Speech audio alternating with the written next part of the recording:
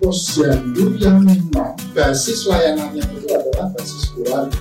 Layanan kesehatan yang dilakukan itu semua dilakukan dari oleh dan untuk masyarakat. Jadi layanan kesehatan ibu anak, remaja, dewasa, lansia, anak sekolah, semua dilakukan secara bersama-sama dalam waktu dan tempat yang sama.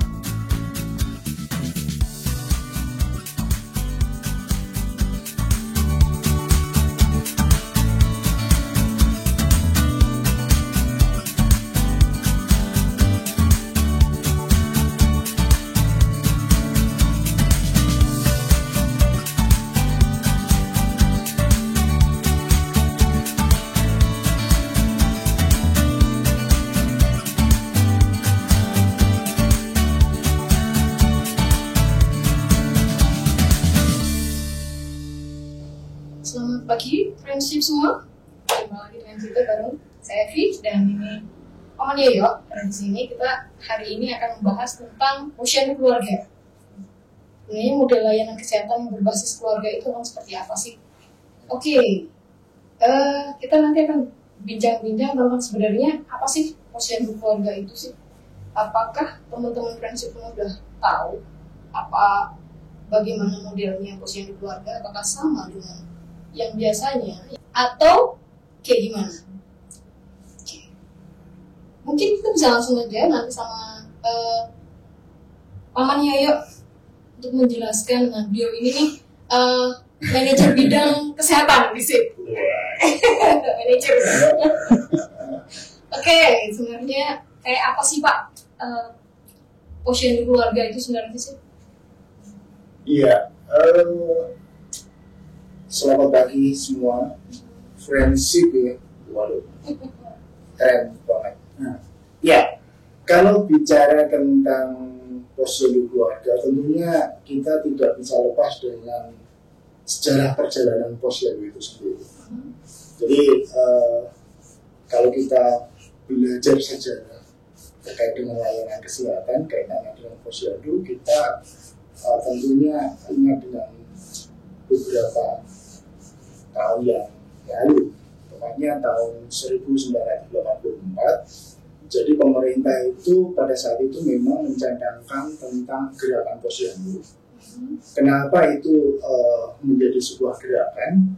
Karena pemerintah pada saat itu melihat terkait dengan persoalan kesehatan, khususnya kaitannya dengan pertama itu adalah gizi buruk, kemudian angka stunting, kemudian yang ketiga itu adalah kematian ibu anak yang sangat tinggi di beberapa wilayah di Indonesia. Nah, makanya kemudian pemerintah pada saat itu kemudian mencadangkan posyandu. Tujuan dari gerakan posyandu itu adalah meningkatkan mutu layanan kesehatan yang dikhususkan pada pelayanan kesehatan ibu dan anak. Jadi khusus pada saat itu. Nah,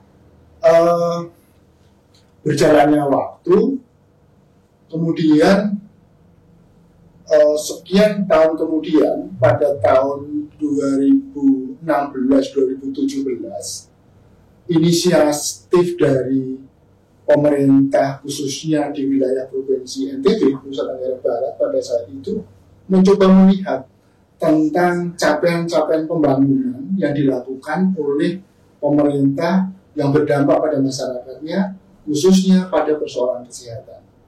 Dilihat dari beberapa capaian, mereka menilai ada beberapa yang dikatakan dari hasil riset yang mereka lakukan itu berhasil. Hanya ada beberapa persoalan kesehatan, terutama terkait dengan gizi buruk, kemudian angka stunting, dan yang terakhir itu adalah kematian bayi balita yang sangat tinggi.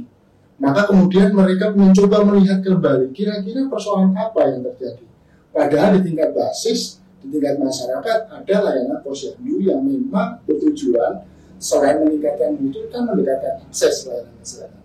Maka kemudian mereka pada saat itu mengambil kebijakan ini harus dilakukan yang namanya posyandu keluarga. Maksudnya apa? Posyandu yang memang basis layanannya itu adalah basis keluarga. Jadi bedanya itu kalau yang misalnya yang dulu posyandu itu melulu yang setahu saya ya, yang paling balita, penimbangan, PMT kayak gitu. Jadi ini lebih luas. Lebih luas. Jadi, keluarganya. betul. Jadi kalau kita memahami konsep posyandu keluarga itu adalah upaya kesehatan bersumber daya masyarakat. Jadi layanan kesehatan yang dilakukan itu semua dilakukan dari, oleh, dan untuk masyarakat. Nah, ini dilakukan secara komprehensif, menyeluruh, dan terintegrasi. Jadi bedanya seperti itu. Kalau di dalam posyandu yang reguler yang dilakukan selama ini, itu mereka melakukan misalnya posyandu ibu anak itu dilakukan tersendiri, demikian juga remaja dan lansia. Tapi kalau bicara tentang posyandu keluarga, ini komprehensif dan terintegrasi. Jadi layanan kesehatan ibu anak, remaja, dewasa, lansia, anak sekolah, semua dilakukan secara bersama-sama dalam waktu dan tempat yang sama. Seperti itu. Gitu. Jadi barengan gitu ya? Ya, barengan. Ini menarik sekali. Jadi kalau yang saya temukan itu ya, beberapa itu kan untuk menyelenggarakan posyandu yang reguler, yang biasa, yang mengembang anak, itu aja masih agak susah Pak. Jadi untuk mengajak orang tuanya untuk datang ke posyandu aja masih susah. Yeah. Apalagi ini dilakukan berbarengan, ada balita, remaja, lansia, gitu ya. Nah, kalau dari yang praktek yang seperti itu, tantangannya apa sih Pak? Iya, jadi karena ini adalah merupakan inovasi ya, jadi merubah cara atau strategi dengan didasarkan pada sebuah evaluasi. Jadi memang ada tantangan yang dihadapi, tapi kata kunci yang harus dilakukan ketika satu wilayah, satu dusun, satu desa melakukan posyandu keluarga itu adalah yang pertama itu adalah penyiapan SDM. Dalam hal ini adalah kader kesehatan. Karena posyandu keluarga ini kan komprehensif ya, dilakukan secara menyeluruh dan terintegrasi, dilakukan secara bersama-sama. Maka kader kesehatan ketika mereka yang secara teknis menjalankan kegiatan posyandu keluarga ini dipersiapkan, baik dari sisi pengetahuan dan keterampilannya. Kemudian yang kedua itu adalah terkait dengan kebijakan pemerintah. Dalam hal ini adalah pemerintah level desa. Karena posyandu keluarga itu diselenggarakan di desa. Sehingga pemerintah desa ini tidak bisa diabaikan perannya. Kenapa saya tadi menyebut terkait dengan kebijakan? Jadi kalau di desa itu kan ada yang namanya rencana pembangunan jangka menengah desa.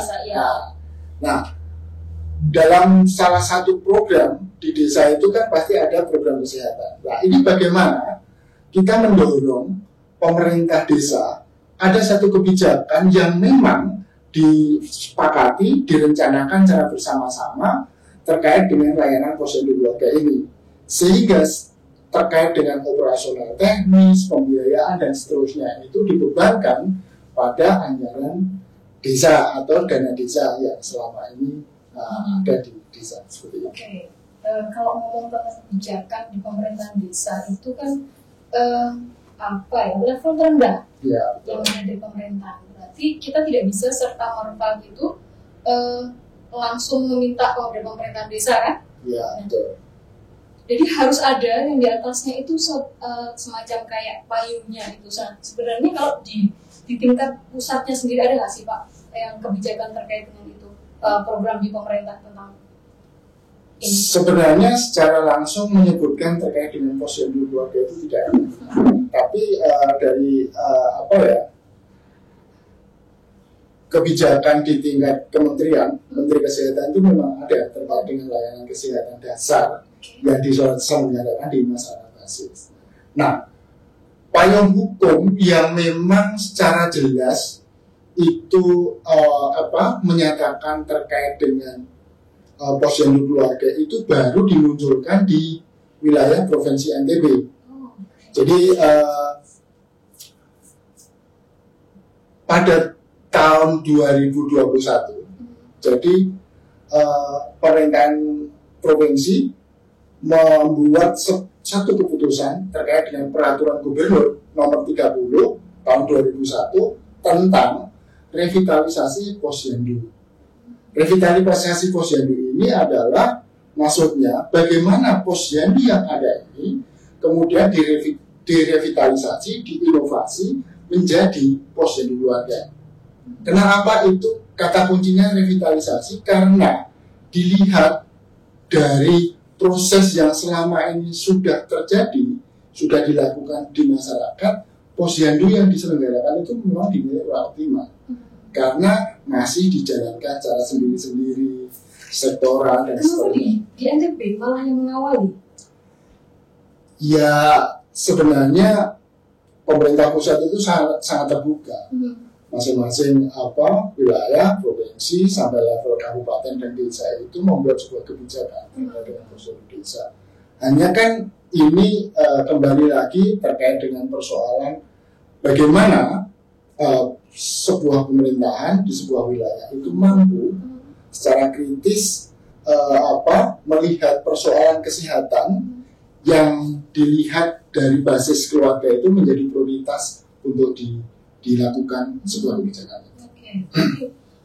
Masing-masing dari pemerintahan wilayah, baik di provinsi maupun desa, masih tetap bisa melakukan itu menyesuaikan dengan situasi dan kondisi bagaimana kesehatan di sana. Iya. Ini tuh berhubungan dengan ini nggak sih Pak? Program yang pemerintah ISPK? Ya.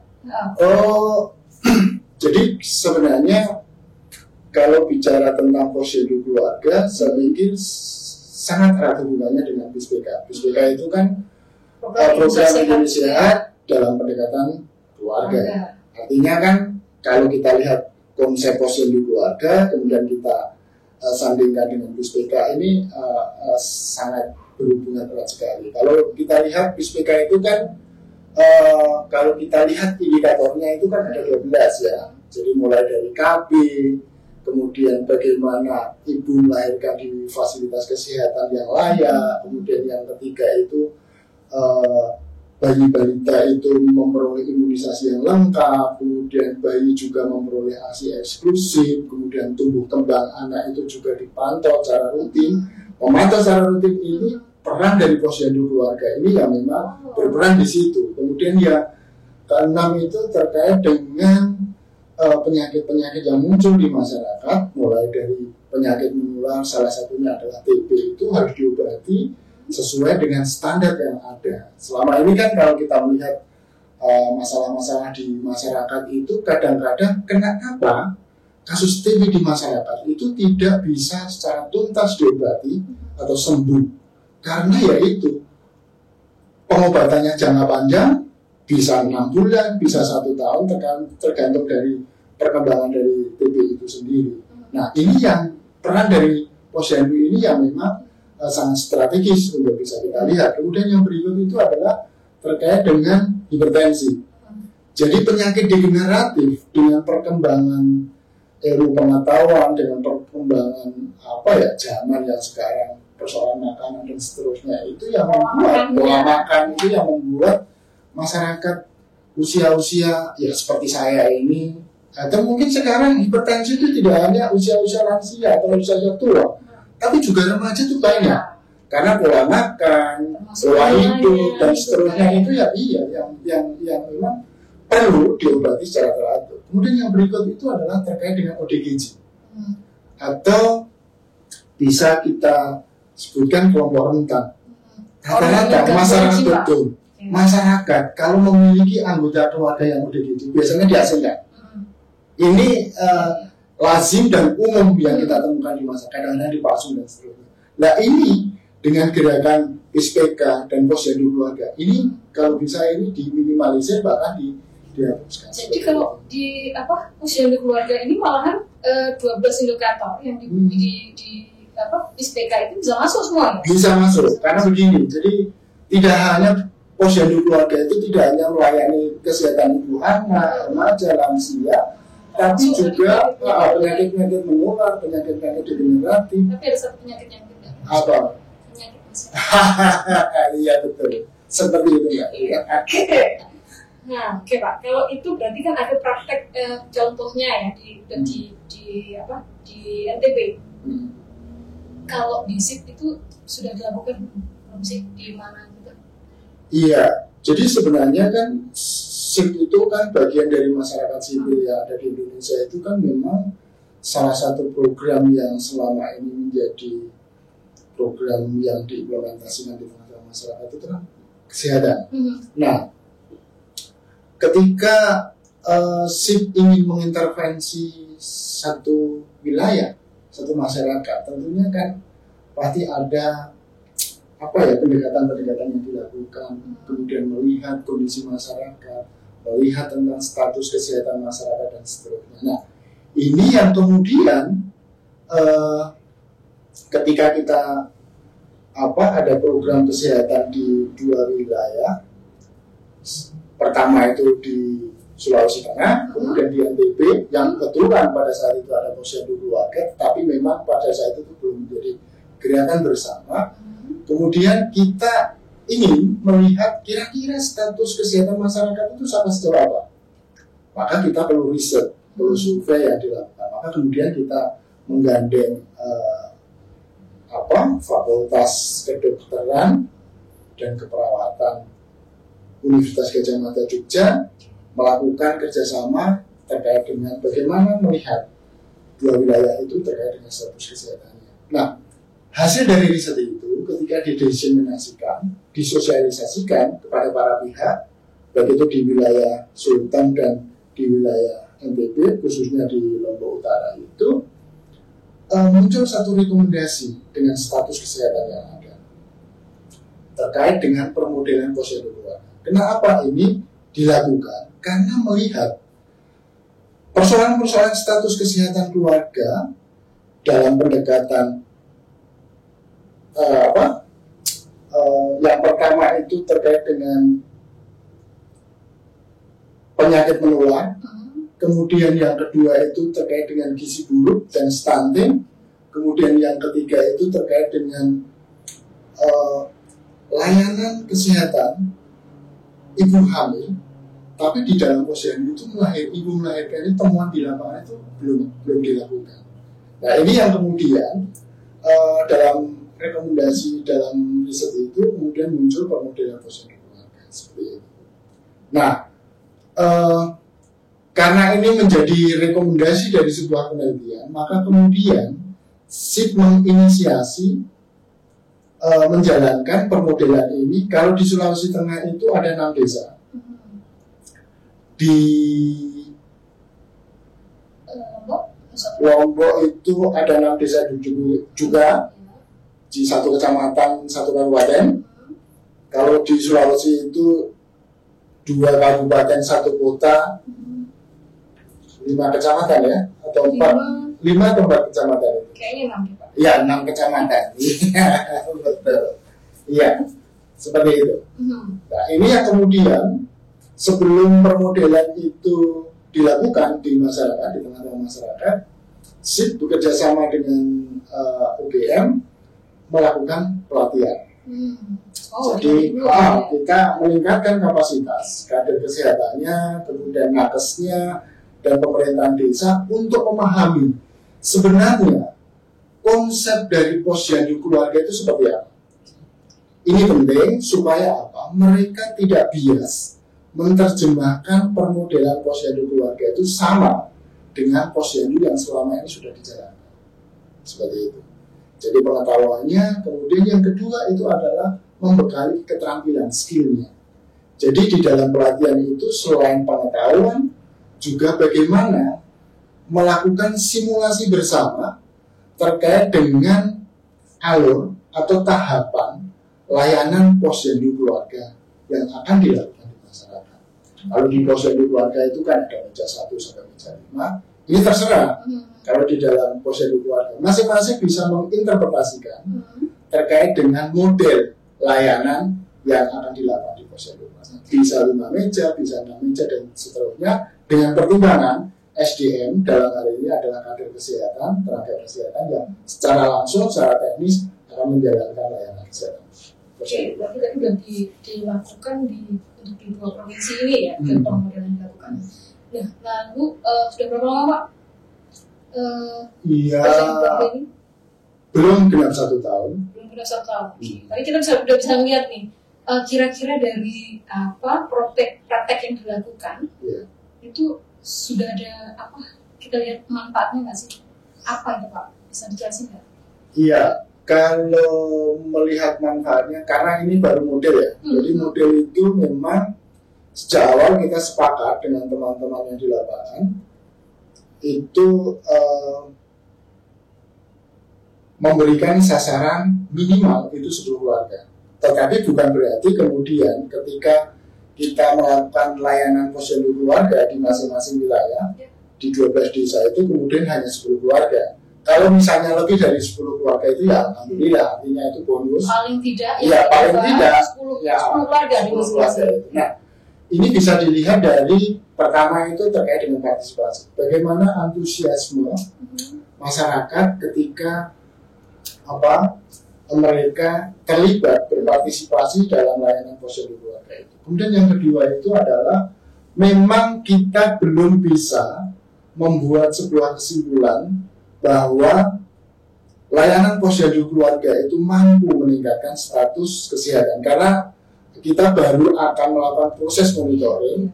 Jadi bidang kesehatan bersama-sama dengan teman-teman di lapangan itu akan melakukan proses monitoring yang akan kita lihat terkait dengan ketika proses pelatihan dan tambahan keterampilan dalam menjalankan posyandu keluarga itu sampai sejauh mana bisa dilakukan oleh pertama kader kesehatan, yang kedua adalah tenaga kesehatan yang terlibat secara langsung. Kemudian yang berikutnya itu adalah keluarga sampai sejauh mana mereka berpartisipasi, kemudian mereka juga menilai apakah memang benar-benar posyandu keluarga yang dilakukan, diinisiasi oleh YSI ini memang benar-benar bermanfaat oleh mereka.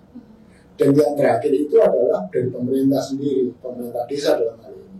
Apakah mereka juga terlibat aktif?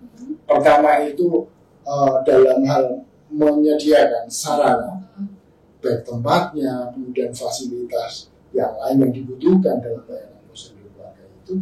Dan yang terpenting juga karena operasional yang memang dalam menjalankan itu kan memang selama ini kita sejak awal itu bersepakat dengan pemerintah desa. Mereka akan mengambilkan dari anggaran pembangunan desa dalam hal ini dana desa untuk disisihkan dalam penyelenggaraan posyandu keluarga itu, termasuk pemberian ini ya, bukan gaji atau honor ya istilahnya, apa ya istilahnya, semacam insentif gitu ya, insentif atau ucapan terima kasih bagi kader-kader kesehatan yang memang menyediakan waktu dan tenaga terlibat dalam posyandu. Untuk penghargaan aja ya, penghargaan semacam penghargaan. Oke, itu kan masih pilot project ya? Iya. Pilot project kalau dari pelaksanaan yang sudah berjalan itu kira-kira apa sih Pak? Menarik ya ini ya. Tapi mungkin sebelum cerita tentang hal yang menarik, mungkin bisa cerita yang paling menyulitkan atau tantangannya itu apa sih kalau kita mau melakukan posyandu keluarga yang sama di wilayah kita? Iya, dari beberapa cerita yang disampaikan teman-teman di lapangan yang terlibat dalam pendampingan posyandu yang ada di 12 desa itu, ada hal yang menarik. Yang pertama itu adalah terkait dengan stigma. Jadi remaja itu kan terlibat sebagai partisipan dalam layanan posyandu keluarga. Nah, ketika mereka datang posyandu, di kepala mereka itu apa? Kalau kami datang ke posyandu keluarga, artinya masyarakat menilai kami dianggap hamil di luar nikah. Itu untuk perempuannya.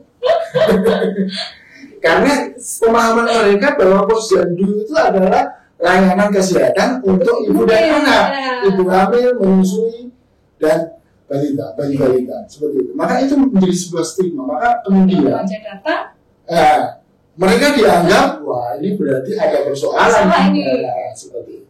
Yang kedua itu adalah stigma dari para lansia.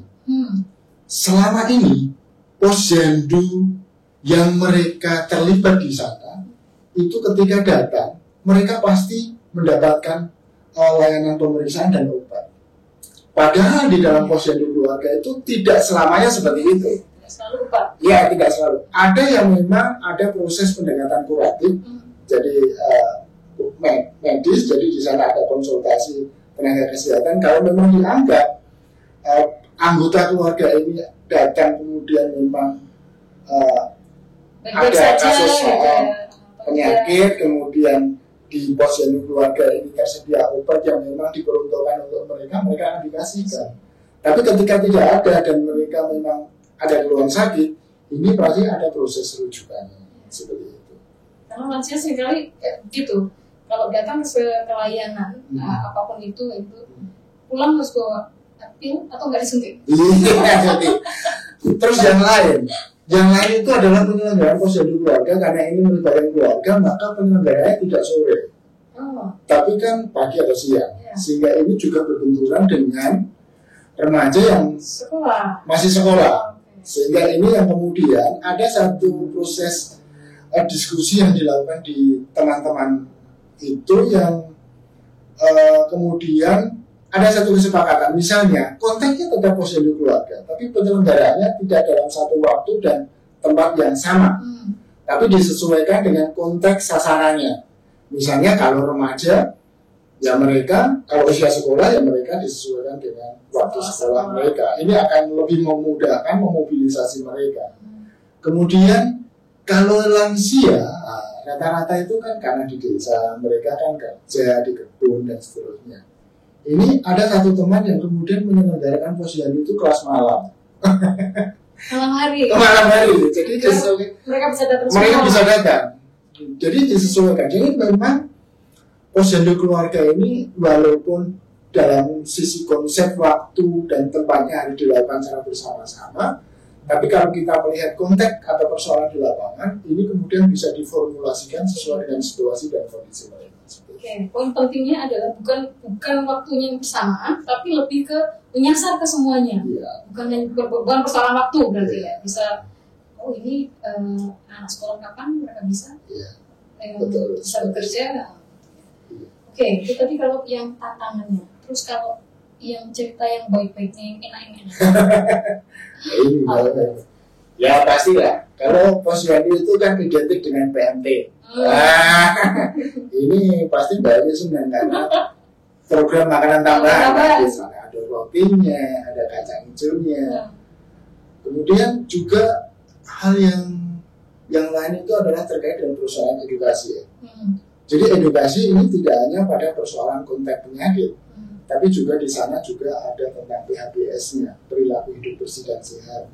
Dalam konteks lingkungan, bagaimana menjaga kebersihan, bagaimana mengelola sampah dan seterusnya, seperti itu.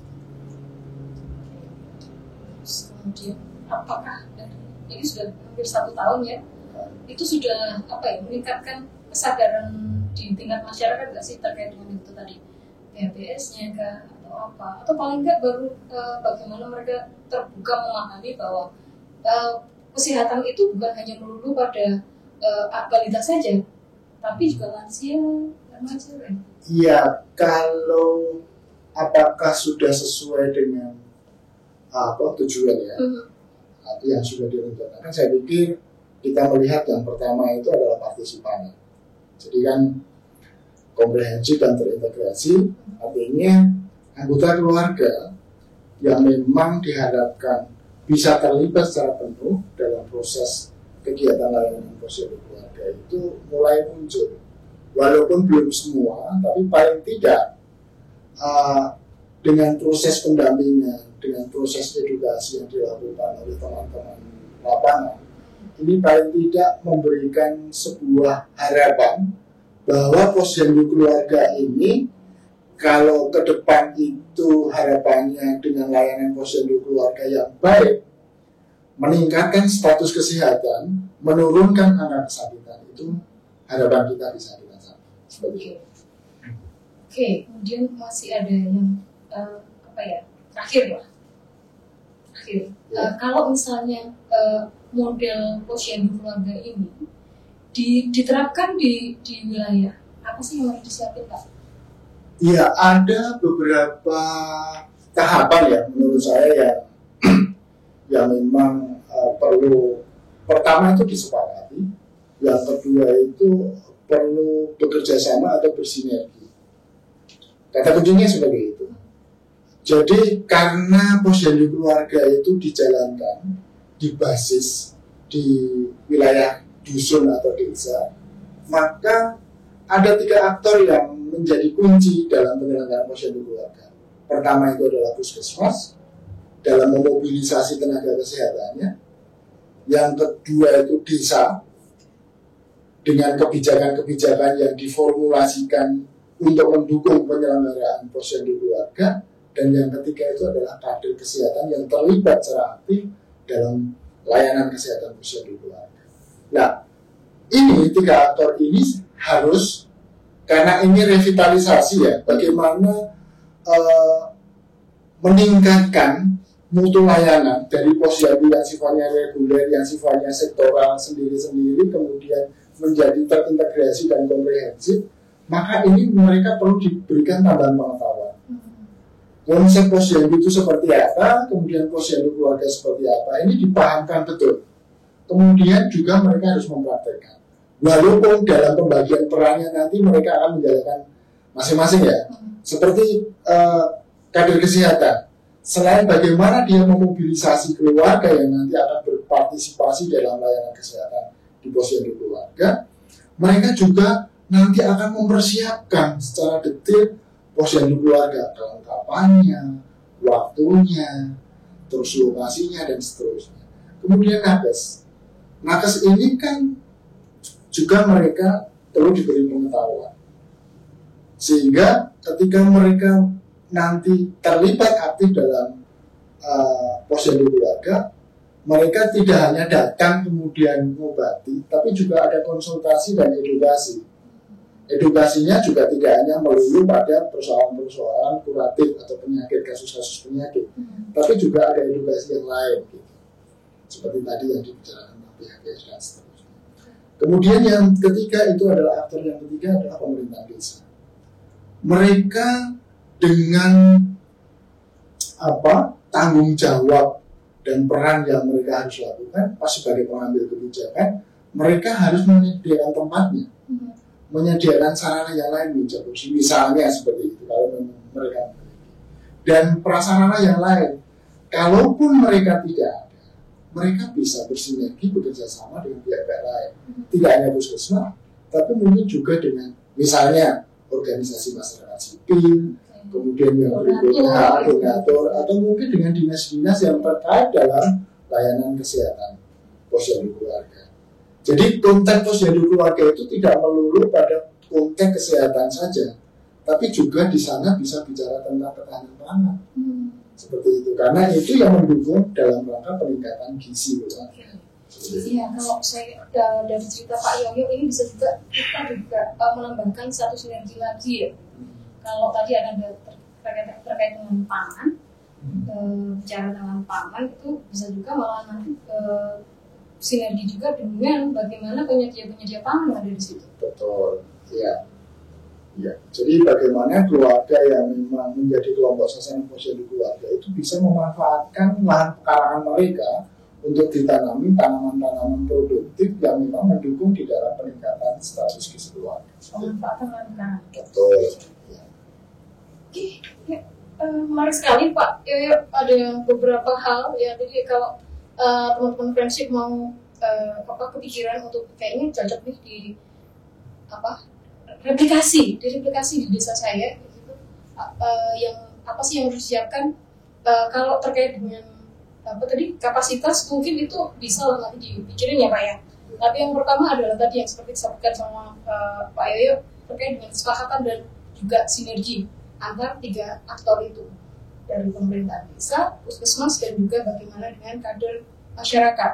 Yang penting 3 aktor yang ada di desa itu semuanya sudah paham bagaimana sih konsepnya, tujuannya itu apa sih, bukan sekedar terus kemudian membayangkan kita itu ini nanti gimana ya, apakah warganya mau apa enggak gitu ya. Tapi kalau dari 3-3-nya itu sudah satu konsep, satu pemahaman, itu tidak bukan menjadi hal yang sulit ya Pak ya. Oke. Dan yang kedua terkait dengan kapasitas tadi yang disebutkan sama Pak Yoyo, terkait dengan bagaimana kapasitas dari kader. Kalau teman-teman friendship ada yang jadi kader juga, jangan takut terkait dengan apa tadi, nanti jadi beban pekerjaan saya jadi lebih banyak ya Pak ya. Ya. Teman-teman jangan khawatir karena itu nanti juga akan berproses. Bagaimana nanti teman-teman kader akan melakukan itu. Yang penting pertama itu tadi ada kesepakatan dari 3 atau paham konsepnya. Nah, itu terkait dengan pelatihan dan juga akan ada dilakukan simulasi. Tertarik dengan melakukan ujian keluarga?